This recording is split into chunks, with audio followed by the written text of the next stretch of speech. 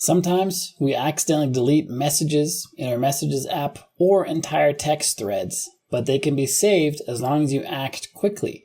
Once you delete them from your text app, all you do to do that is tap and hold on them, tap on more, and then tap on the trash can, and then delete message.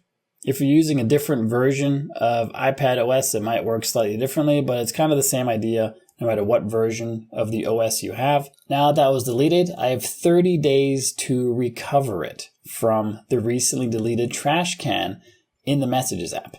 To find that in my version of OS, tap on Edit, then tap on Show Recently Deleted. And this shows I have 2 messages with this contact, which is me, and they're going to be deleted in 30 days.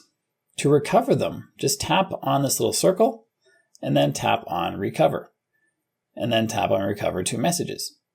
And if you have a whole message thread deleted, they're all contained in that one little spot. You saw I had one contact with 2 messages. You could have one contact with 300 messages. You can recover all of them with that process I just showed you. You can also recover chat threads with some people and delete chat threads with others using that same process.